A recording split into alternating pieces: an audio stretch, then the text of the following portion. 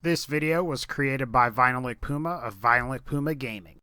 So even though it's not relevant to this video at all, I just want to say that there are a lot of bad rocket launchers in Borderlands 1. Now, that's not to say that there aren't any good ones, but there are some amazing ones in Borderlands 2 in the pre-sequel. Now, before I start this countdown, I'm just going to say that we all probably know what number 1 is going to be.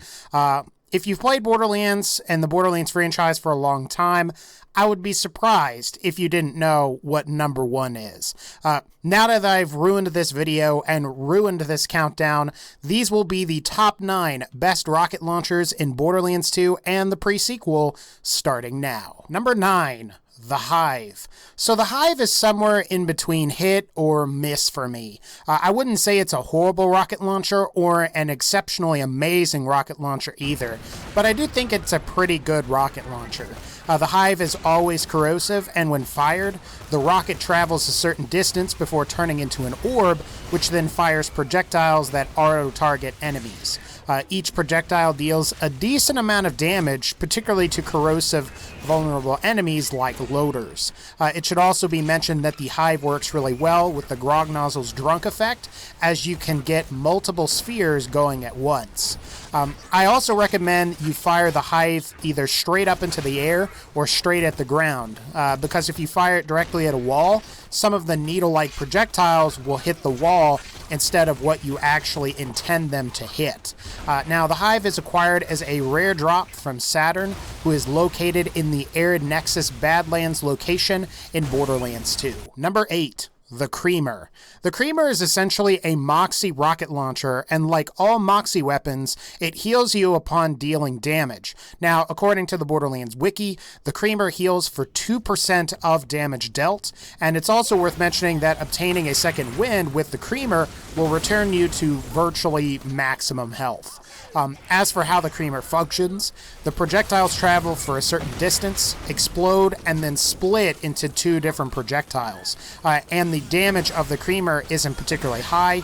However, it is still quite effective on OPA difficulty if you don't have any other rocket launchers. Now, the Creamer is required by beating round 5 of the Wildlife Exploitation Preserve Slaughterdome Challenge for Borderlands 2. Basically, that's that Creature Slaughterdome DLC for the game. There's also, in the pre-sequel, the most reliable way to get one is through use of a save editor. However, it may also be possible for it to drop from any suitable loot source, much like some of the Shift community event weapons that are a part of the vanilla game. Number 7. The Ahab.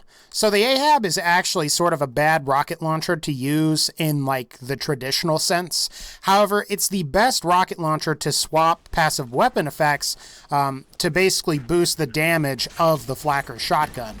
Now, I've mentioned this before, I think on the top best shotguns video, but you can deal an insane amount of damage by simply firing the Flacker and quickly swapping to a Torg rocket launcher, and if you're in Borderlands 2, ideally the Ahab. Now, keep in mind, like I just said, that this strategy will work for all Torg rocket launchers in both Borderlands 2 and the pre-sequel. Now, as for the weapon itself, the problem with the Ahab as a conventional weapon is that the projectile curve is steep, and that really kills its range. You also pretty much need a direct hit on an enemy, where with most other launchers, you can kill with the splash damage alone. And that's because on the Ahab, the splash damage radius isn't particularly big. That said, this is the highest damage Torg rocket launcher in Borderlands 2, even if it is not the most practical one to use. If you want, you can acquire an Ahab from the Seraph vendor in Oasis, or you can get one from the Master Gi raid boss in Hater's Folly in Captain Scarlet and her Pirate's Booty DLC for Borderlands 2. Number 6. ETech launchers. So unlike ETech pistols, assault rifles, sniper rifles, and most shotguns, ETech launchers are quite good for the most part. You can't really go wrong with ETech launchers as they are quite powerful and deal a good amount of damage. That said, each manufacturer is slightly different. The PBFG version by Malwan is essentially a poor man's Norfleet and only fires 1 projectile instead of 3. The Topnia version by Vladov is probably the best, as it functions like the PBFG. However, it has much better ammo consumption. There's also a TDOR version, which I would say comes in third, with the worst version being the plasma cannon, which is made by Bandit. Basically, when you fire the plasma cannon, it fires these like ETech rockets and like this carpet bomb effect. So when you fire that initial rocket, you get a bunch of like smaller grenades that drop afterwards. And from my experience, it's really difficult to get these carpet bomb grenade rocket things to hit anything. In general, keep an eye out for these, particularly the PBFG and ideally the Topnia, as both are really good weapons to use. ETech launchers can drop from any suitable loot source in Borderlands 2 only. Number 5, the Badaboom. Overall, the Badaboom is a very powerful rocket launcher with high projectile count and really good ammo consumption. In fact, many Bandit/Scav launchers are like this. However, the Badaboom is really the exceptional example. It's also worth mentioning that the Badaboom is also a good weapon for performing rocket jumps in Borderlands 2, and it's also worth mentioning that Salvador can actually jump higher than the other characters since he can dual wield 2 Badabooms at once. Now, for whatever reason, the rocket jumping aspect of the Badaboom was removed in Borderlands the pre-sequel, and I'm not really sure why this was. Now, the Badaboom is acquired from King Mong in Iridium Blight in Borderlands 2, while the pre-sequel version can drop from any suitable loot source in that game. Number 4, the Nukem. Yes, this is a Duke Nukem reference. I mean, you can even see the Duke Nukem nuclear symbol on the side of this gun. As for the characteristics of the Nukem launcher, the Nukem has a huge blast radius and high damage for a Torg rocket launcher. You also notice that the Nukem blast is very similar to a nuclear bomb, complete with that mushroom cloud.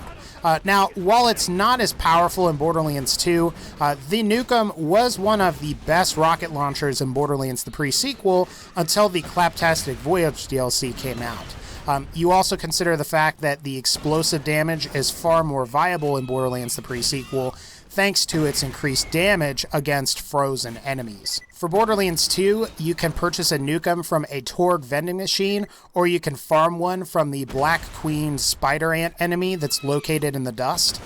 In the pre-sequel, you can get one from Flame Knuckle, both at the very beginning of the game and during the Holodome DLC challenge.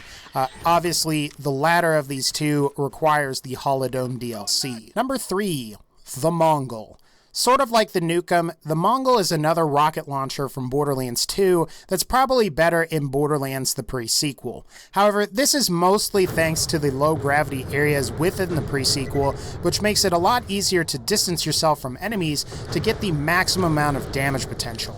The Mongol fires a rocket that splits into what seems like thousands of tiny rockets that can hit enemies sort of like a drill. The further away you are, the more tiny rockets that can fire and that have the potential to damage your enemies. Now for Borderlands 2, you can acquire a Mongol from Dukino's mom, located in Lynchwood. As for the pre-sequel, it can drop from any suitable loot source and has no designated drop area. Number 2, Kanada's Laser. So Kanada's Laser is easily the best rocket launcher in Borderlands the pre-sequel. It's also a reference to Akira. And by the way, if you have been watching me since April 2015, 1, good on you, because that's awesome. And 2, if you still haven't seen Akira, you need to go watch it, as it is an awesome anime movie. But anyway, much like the arm cannon from the Akira anime movie, the Kanada's Laser is essentially a laser-like projectile that explodes once it hits its target. And unlike many of the other rocket launchers in the pre-sequel, Kanada's Laser can crit. However, Kanada's Laser was nerfed with the October 29th, 2015 patch, which did weaken rocket launcher's critical damage, so it's now random as opposed to a specific percentage. The only place I've been able to acquire Kanada's Laser is from EOS at the very end of the Claptastic Voyage campaign, where you get a guaranteed legendary drop. It's also worth mentioning that this is also where you can reliably acquire the Flare shotgun, the Luck cannon, and the Absolute Zero laser. And finally, number 1, the Tunguska. Oh, I'm sorry, the Norfleet. Pretty much the most powerful rocket launcher from both games and is extremely easy to use. The Norfleet is essentially the best rocket launcher in Borderlands 2 if we're looking at both games by themselves. The Norfleet fires 3 projectiles that have high damage. However, similar to the BFG 9000 from the Doom games, you get this massive blast radius that can wipe out enemies that are relatively close by. This ability makes it possible to completely cheese through Borderlands 2's campaign, regardless of difficulty, provided you have a Norfleet and Sham Shield that match your character's level. The Norfleet can be acquired by either spawning Vermivorous in the vanilla game, or from Hyperius in Captain Scarlet and her Pirates Booty DLC for Borderlands 2. Anyway guys, that's going to pretty much wrap up this video. The Tunguska is secretly the best gun in Borderlands 2. No, it's not. Anyway, guys, if you like this video, please be sure to leave a like. And as always, take care, and I'll see y'all next time.